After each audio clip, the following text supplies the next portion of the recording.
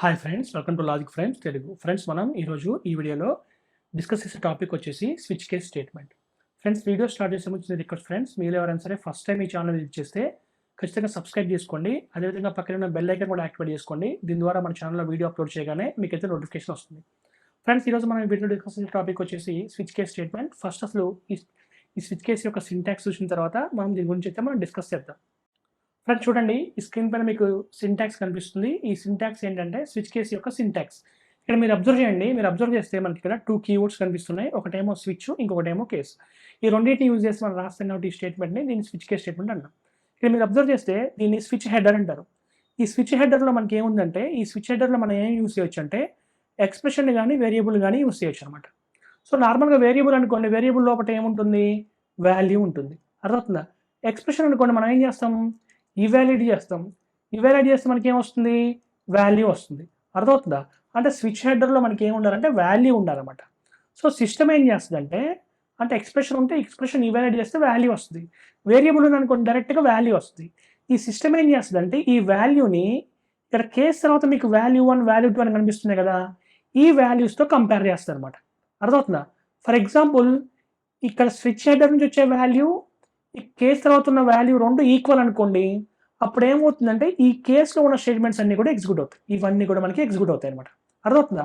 For example, ఇక్కడ switch header నుంచి వచ్చే వాల్యూ ఈ కేస్ 1తో ఈక్వల్ అవ్వలేదు అనుకోండి, సిస్టమ్ ఏం చేస్తుంది, కేస్ 2తో కంపేర్ చేస్తుంది.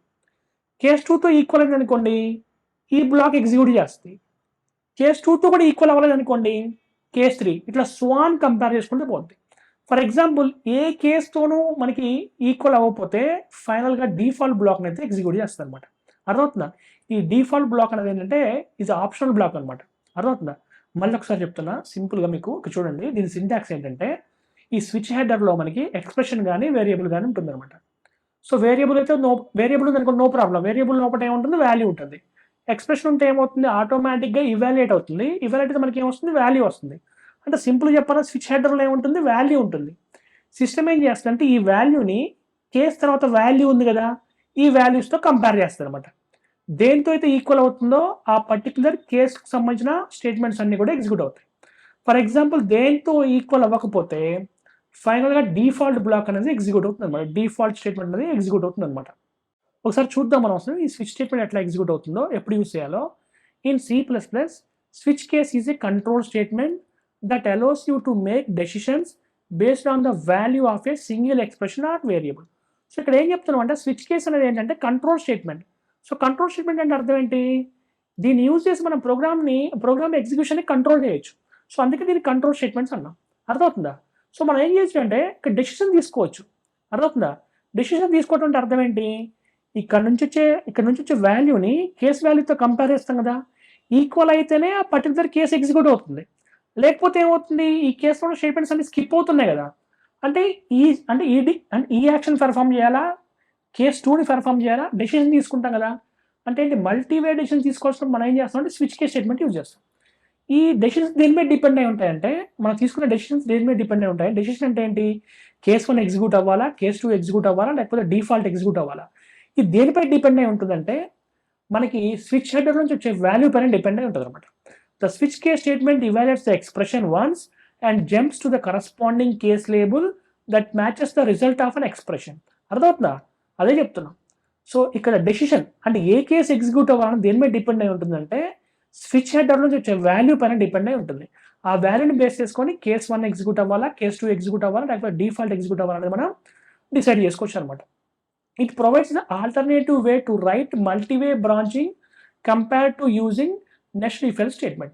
సో నార్మల్గా మనం ఏం చేస్తాము, నెక్స్ట్ ఇఫ్ ఎల్స్ స్టేట్మెంట్స్ ఏం చేస్తాం, మల్టిపుల్ డెసిషన్ తీసుకోవాల్సినప్పుడు మనం నెక్స్ట్ ఇఫ్ ఎల్స్ యూజ్ చేస్తాం కదా.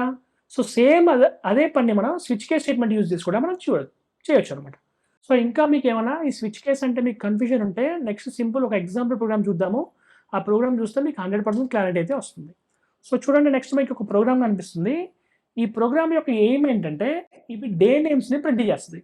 అంటే ఫర్ ఎగ్జాంపుల్ 1 అనుకోండి, సండే అంటే మీరు ఫర్ ఎగ్జాంపుల్ 1 అని ఇస్తే సండేని ప్రింట్ చేస్తుంది, 2 అని ఇస్తే మండేని ప్రింట్ చేస్తుంది, 3 అని ఇస్తే ట్యూస్డే ప్రింట్ చేస్తుంది, 4 ఇస్తే వెనస్డే ప్రింట్ చేస్తుంది, 5 ఇస్తే థర్స్డే ప్రింట్ చేస్తుంది, 6 ఇస్తే ఫ్రైడే ప్రింట్ చేస్తుంది, 7 ఇస్తే సాటర్డే ప్రింట్ చేస్తుంది. ఇట్లా వాల్యూస్ ప్రింట్ చేస్తుంది అనమాట.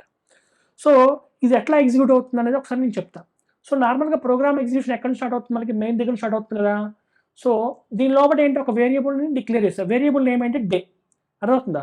సో ఎప్పుడైతే ఫస్ట్ లైన్ ఎగ్జిక్యూట్ అవుతుందో ఏమవుతుంది, కంప్యూటర్ మెమరీలో డే అనే వేరియబుల్కి మెమరీ అలొకేట్ అవుతుంది.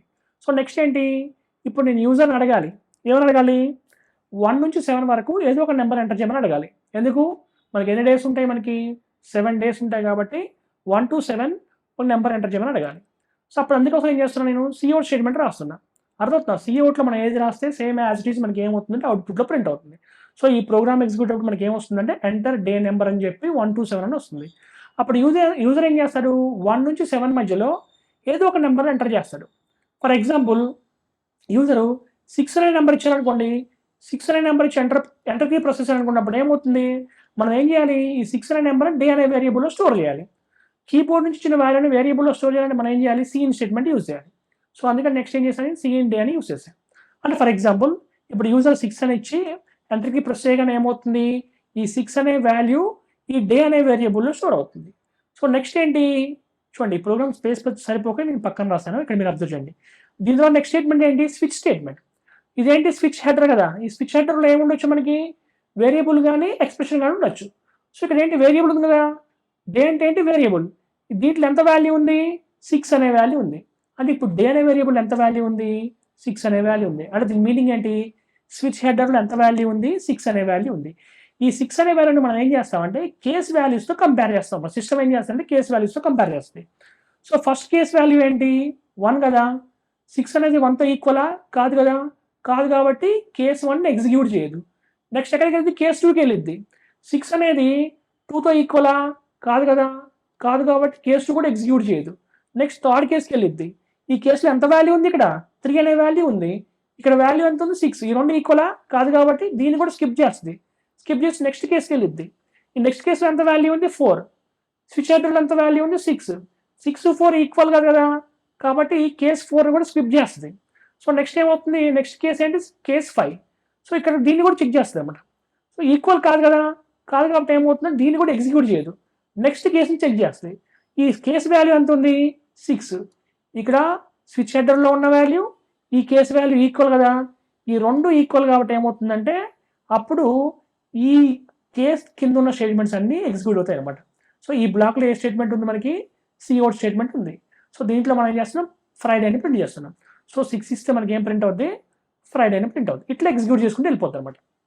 ఫర్ ఎగ్జాంపుల్ ఎంటర్ ఈ డే నెంబర్ అన్నప్పుడు నేను 3 అని ఇచ్చాను అనుకోండి, 3 ఇచ్చి ఎంటర్ కీ ప్రొసెస్ అనుకున్నప్పుడు ఏమవుతుంది, డే అనే వేరియబుల్ ఎంత వాల్యూ ఉంటుంది, 3 అనే వాల్యూ ఉంటుంది. అర్థమవుతుందా.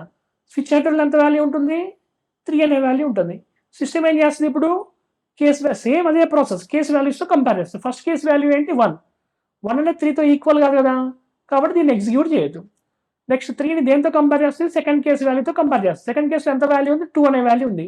3, 2 ఈక్వలా, కాదు కాబట్టి దీన్ని కూడా ఎగ్జిక్యూట్ చేయదు. నెక్స్ట్ కేస్ వాల్యూ ఏంటి, 3.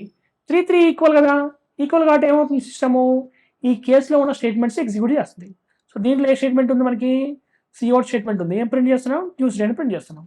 ఇక్కడ మీరు ఒక విషయం అబ్జర్వ్ చేయాలి, ఏంటంటే ప్రతి కేసులో కూడా నెక్స్ట్ కేసు స్టార్ట్ అయ్యే ముందు కేసు ఎండింగ్లో బ్రేక్ అని రాశారు. ఇలా బ్రేక్ అని ఎందుకు రాయాలంటే ఈ బ్రేక్ రాయకపోతే ఏమవుద్దంటే ఈ కేసు ఎగ్జిక్యూట్ అయిన తర్వాత దీనికి ఉన్న రిమైనింగ్ కేసెస్ కూడా ఎగ్జిక్యూట్ అవుతాయి అనమాట. సో దాన్ని ఆపడం కోసం మనం ఏం చేస్తామంటే ప్రతి కేసు తర్వాత మనం ఏం చేస్తాం, చివరిలో బ్రేక్ స్టేట్మెంట్ రాస్తాం అనమాట. అర్థమవుతుందా. For example enter any number అని అడిగారు. నేను ఫర్ ఎగ్జాంపుల్ నార్మల్ ఇక్కడ ఏం చెప్తున్నాం, 1 to 7 ఎంటర్ చేయమని చెప్తున్నాం. కానీ ఫర్ ఎగ్జాంపుల్ నేను 10 అని ఇచ్చాను అనుకోండి, అప్పుడు ఏం జరిగిద్ది, 10 ఇస్తే డే అనే వేరియబుల్ ఎంత వాల్యూ ఉంటుంది, 10 అనే వాల్యూ ఉంటుంది. సో స్విచ్ హెడర్లో ఎంత వాల్యూ వస్తుంది, 10 అనే వాల్యూ వస్తుంది. సిస్టమ్ ఏం చేస్తుంది, ఈ స్విచ్ హెడర్లో ఉన్న వాల్యూని కేస్ వాల్యూతో కంపేర్ చేస్తుంది. ఫస్ట్ కేసుతో కంపేర్ చేస్తుంది. ఫస్ట్ కేసులో 1 అనే వాల్యూ ఉంది కాబట్టి ఈక్వల్ కాదు కాబట్టి దీన్ని ఎగ్జిక్యూట్ చేయదు. సెకండ్ కేసు 2 అనే వాల్యూ ఉంది, 10కి ఈక్వల్ కాదు, సో ఇది కూడా ఎగ్జిక్యూట్ అవ్వదు. థర్డ్ కేసు 3 అనే వాల్యూ ఉంది, 10తో ఈక్వల్ అవ్వదు, ఇది కూడా ఎగ్జిక్యూట్ అవ్వదు. నెక్స్ట్ 4 దీంతో కంపేర్ చేస్తుంది, ఇక్కడ కూడా వాల్యూ ఈక్వల్ అవ్వలేదు కాబట్టి ఇది ఎగ్జిక్యూట్ అవ్వదు. నెక్స్ట్ 5తో కంపేర్ చేస్తాం, ఇది కూడా ఈక్వల్ అవ్వలేదు కాబట్టి దీన్ని కూడా ఎగ్జిక్యూట్ అవ్వదు. నెక్స్ట్ ఫైనల్గా దీంతో ఎగ్జిక్యూట్ చేస్తాం, కంపేర్ చేస్తాం 6తో, ఈక్వల్ కాదు కాబట్టి ఇది కూడా ఎగ్జిక్యూట్ అవ్వదు. సో లాస్ట్ కేస్ స్టేట్మెంట్ ఏముంది, 7తో కంపేర్ చేస్తాం, కంపేర్ చేసినప్పుడు ఈక్వల్ కాదు కదా. సో అంటే ఫర్ ఎగ్జాంపుల్ స్విచ్లో ఏ కేసుతో మనకి కంపేర్ చేసినప్పుడు ఈక్వల్ అవ్వకపోతే అప్పుడు సిస్టమ్ ఏం చేస్తుంది అంటే ఫైనల్గా డిఫాల్ట్ బ్లాక్ని ఎగ్జిక్యూట్ చేస్తుంది. సో డిఫాల్ట్ బ్లాక్లో ఏం రాసాం మనం ఇక్కడ ఇన్వాలిడ్ డే నెంబర్ అని రాసాం. సో యాక్చువల్గా మీరు 10 ఎంటర్ చేస్తే ఏంటది ఇన్వాలిడ్ డే నెంబర్ కదా. సో నెంబర్ ఆఫ్ డేస్ ఎన్ని ఉన్నాయి మనకి 7 కదా. సో అందుకే 1 to 7 అని ఎంటర్ చేయమని చెప్పాను. సో ఇట్లా మనం ఏం చేయొచ్చు అంటే ఇలా మల్టీవే డెసిషన్స్ తీసుకొచ్చినప్పుడు ఈ స్విచ్ కేస్ స్టేట్మెంట్ యూజ్ చేసి మనం అయితే ప్రోగ్రామ్ రాయొచ్చు. ఇప్పటిదాకా ఏదైతే క్రిటికల్గా మనం చూసామో ఒకసారి ఈ ప్రోగ్రామ్ని ఎగ్జిక్యూట్ చేసి అవుట్పుట్ కూడా ఒకసారి చెక్ చేద్దాం. చూడండి ఏదైతే మనం ఇప్పటిదాకా డిస్కస్ చేసామో సేమ్ అదే ప్రోగ్రామ్ నేను ఇక్కడ కాపీ చేశాను. ఇప్పుడు వాల్యూస్ ఇచ్చి ఒకసారి మనం ఎగ్జిక్యూట్ చేద్దాం. సో ప్రోగ్రామ్ని ఎగ్జిక్యూట్ చేస్తున్నాను. సో మళ్ళీ ఎంటర్ ఏ డే నెంబర్ అని చెప్పి 1 to 7 అన్నది. ఫర్ ఎగ్జాంపుల్ నేను 1 అనే వాల్యూ ఇచ్చాను అనుకోను. 1 అంటే నాకు ఎంత ప్రింట్ అవ్వాలి, సండే అని ప్రింట్ అవ్వాలి. ఒకసారి ఎంటర్ కీ ప్రెస్ చేస్తున్నాను, అవుట్పుట్ అబ్జర్వ్ చేయండి, సండే అని వచ్చింది. అర్థవుతుందా? మళ్ళీ ఒకసారి ఎగ్జిక్యూట్ చేస్తున్నాను, ఈసారి 3 అనే వాల్యూ ఇస్తున్నా. సో 3 వేస్తే మనకి ఏం రావాలి, ట్యూస్డే అని రావాలి. అర్థమవుతుంది కదా. ఒకసారి చూడండి, ఎంటర్ కీ ప్రెస్ చేశాను, ట్యూస్డే అని వచ్చింది. ఫర్ ఎగ్జాంపుల్ 7 ఇస్తే మనకి ఎంత రావాలి, మనకి 7 ఇస్తే మనకి సాటర్డే అని రావాలి. ఒకసారి చెక్ చేద్దాం. సో రన్ చేస్తున్నాను, 7 అనే వాల్యూ ఇచ్చాను, అవుట్పుట్ అబ్జర్వ్ చేయండి, బోటంలో మీరు సాటర్డే అని వచ్చింది. ఫర్ ఎగ్జాంపుల్ నార్మల్గా యూజర్ని ఏమన్నాం మనం, ఎంటర్ డే నెంబర్ అని చెప్పి 1 to 7 అని అన్నాం. సో 1 to 7 కాకుండా ఏదైనా వేరే నెంబర్ ఇచ్చామనుకోండి, అప్పుడు మనకి ఏం రావాలి, ఇన్వాలిడ్ డే నెంబర్ అని రావాలి కదా. ఎందుకు రావాలి, ఎందుకంటే మనం డిఫాల్ట్ బ్లాక్లో రాసాం కదా ఇన్వాలిడ్ డే నెంబర్ అని. అంటే ఏ కేసుతో మ్యాచ్ అవ్వకపోతే, ఏ కేసు ఎగ్జిక్యూట్ అవ్వకపోతే అప్పుడు ఏమవుతుంది, మనకి డిఫాల్ట్ బ్లాక్ అనేది ఎగ్జిక్యూట్ అవుతుంది. అంతే కదా. ఇప్పుడు 10 అని ఇచ్చాను, ఎంటర్ కీ ప్రెస్ చేస్తాను, చేయగానే ఏమవుతుంది, ఇన్వాలిడ్ డే నెంబర్ అని వచ్చింది. ఫ్రెండ్స్ ఇక్కడ మీరు అబ్జర్వ్ చేయండి, ప్రతి కేసులో కూడా మనకి చివరిలో బ్రేక్ బ్రేక్ బ్రేక్ అని కనిపిస్తుంది. సో ఈ బ్రేక్ స్టేట్మెంట్ ఎందుకు రాయాలంటే దీని ఇంపార్టెన్స్ ఏంటో ఒకసారి మనం చెక్ చేద్దాం. సో నార్మల్గా ఏంటంటే ఇక్కడ మీరు ఈ బ్రేక్ స్టేట్మెంట్ రాయకపోతే ఏమవుతుందంటే, ఫర్ ఎగ్జాంపుల్ ఇక్కడ మీరు ఈ బ్రేక్ స్టేట్మెంట్ రాయలేదు. సో నేను కామెంట్ చేస్తున్నాను, ఫర్ ఎగ్జాంపుల్ అనుకుందాం, అంటే ఇక్కడ బ్రేక్ స్టేట్మెంట్ లేనట్టు. ఈ బ్రేక్ స్టేట్మెంట్ లేకపోతే ఏమవుతుందంటే, ఎప్పుడైనా సరే కేస్ 3 మనకి ఎగ్జిక్యూట్ అయిందనుకోండి, కేస్ 3 ఎగ్జిక్యూట్ అయితే మనకి ఏం జరగాలి, నార్మల్గా ట్యూస్డే అని ప్రింట్ అయిపోయి ఆగిపోవాలి, అవుట్పుట్ ఆగిపోతుంది అనమాట. దీని తర్వాత ఉన్న కేసు కూడా ఎగ్జిక్యూట్ అవుతుంది. కావాలంటే ఒకసారి చూడండి, ఇప్పుడు నేను ఏం చేస్తున్నాను, కేస్ 3లో బ్రేక్ స్టేట్మెంట్ తీశాను. సో ప్రోగ్రామ్ని ఒకసారి సేవ్ చేస్తున్నాను, రన్ చేస్తున్నాను. సో ఎంటర్ డే నెంబర్ అన్నప్పుడు ఏం చేస్తానంటే 3 అనే వాల్యూ ఇస్తాను. సో నార్మల్గా 3 ఇస్తే ఏం జరగాలి, మనకి 3 ఇస్తే మనకి ఏం ప్రింట్ అవ్వాలి. సో ఇక్కడ డేలో 3 ఉంటుంది కాబట్టి కేస్ 1తో కంపేర్ చేస్తే ఈక్వల్ కాదు కాబట్టి స్కిప్ చేస్తుంది. కేస్ 2లో ఉన్న వాల్యూతో కంపేర్ చేస్తే కేస్ 2లో 2 అనే వాల్యూ ఉంది కాబట్టి ఈక్వల్ కాబట్టి దీన్ని కూడా స్కిప్ చేస్తుంది. నెక్స్ట్ కేస్ 3లో ఎంత వాల్యూ ఉంది, 3 అనే వాల్యూ ఉంది. ఈ 3 ఈక్వల్ కాబట్టి ఈ కండిషన్ ట్రూ అవుతుంది. కండిషన్ ట్రూ అయితే మనకి ఏమవ్వాలి, ఈ ట్యూస్డే అని ప్రింట్ అవ్వాలి. ప్రింట్ అయ్యి నార్మల్గా ఏంటంటే అవుట్పుట్ ఆగిపోవాలి. కానీ ఏమవుతుందంటే ఇక్కడ బ్రేక్ రాయకపోతే ఏమవుతుందంటే దాని తర్వాత ఉన్న కేస్ స్టేట్మెంట్ కూడా ఎగ్జిక్యూట్ అవుతుంది. కావాలంటే చూడండి ఒకసారి, ఇప్పుడు 3 అనే వాల్యూ ఇచ్చేదా, ఎంటర్ కీ ప్రెస్ చేస్తున్నాను, చేయగానే నాకు ఏమొచ్చింది, ట్యూస్డే వచ్చింది, తర్వాత నాకు వెనస్డే కూడా వచ్చింది. అర్థమవుతుందా. ఫర్ ఎగ్జాంపుల్ ఇప్పుడు వెనస్డేలో కూడా బ్రేక్ లేదనుకోండి, ఫర్ ఎగ్జాంపుల్ అప్పుడు ఏమవుతుంది, దాని తర్వాత స్టేట్మెంట్ కూడా వస్తుంది. కావాలంటే ఒకసారి చూడండి, మళ్ళీ ఒకసారి రన్ చేస్తున్నా ప్రోగ్రామ్ని, ఎంటర్ డే నెంబర్ అన్నప్పుడు నేను 3 అనే వాల్యూ ఇచ్చాను. ఇక్కడ చూడండి 3 అని ఇస్తే నాకు 3 వాల్యూస్ ప్రింట్ ఉన్నాయి, ట్యూస్డే, వెనస్డే, థర్స్డే. ఎందుకంటే ఈ కేస్ వాల్యూతో ఈక్వల్ అయినప్పుడు మనకి ఏం ట్యూస్డేనే ప్రింట్ అవ్వాలి. సో బ్రేక్ ఉంటే ప్రాసెస్ ఆగిపోయేది, బ్రేక్ లేదు కాబట్టి నెక్స్ట్ కేసు కూడా ఎగ్జిక్యూట్ అయింది. సో నెక్స్ట్ కేసులో ఏముంది, వెనస్డే ఉంది. సో అందుకే వెనస్డేనే ప్రింట్ అయింది. సో తర్వాత ఇక్కడ బ్రేక్ ఉంటే మళ్ళీ ఆగిపోయేది, బ్రేక్ లేదు కాబట్టి ఏమైంది, నెక్స్ట్ కేసు కూడా ఎగ్జిక్యూట్ అయింది. దాంట్లో ఏముంది, థర్స్డే ప్రింట్ అయిపోయింది. నెక్స్ట్ బ్రేక్ ఉంది కాబట్టి ఏమైపోయింది, ఆగిపోయింది. అందుకే ఈ స్విచ్ కేసులో బ్రేక్ అనేది వెరీ వెరీ ఇంపార్టెంట్. ప్రతి కేసు తర్వాత మనం ఏం రాయాలంటే బ్రేక్ అనేది రాయాలి.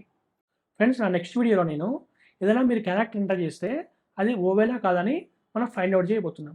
ఇందులో కూడా మనం స్విచ్ కేస్ స్టేట్మెంటే యూస్ చేస్తాం. ఖచ్చితంగా ఎవరు ఆ వీడియో కూడా మిస్ అవ్వద్దు, ఆ వీడియో కూడా చూడండి. ఇది ఫ్రెండ్స్ ఈ వీడియో మీకు నచ్చింది అనుకుంటున్నాను. నచ్చితే ఖచ్చితంగా లైక్ చేయండి. అదేవిధంగా వీడియో ఉపయోగపడుతుంది అనుకుంటే మీ ఫ్రెండ్స్తో కానీ ఫ్యామిలీ మెంబర్స్తో కానీ షేర్ చేసుకోండి. Thanks friends, thanks for watching.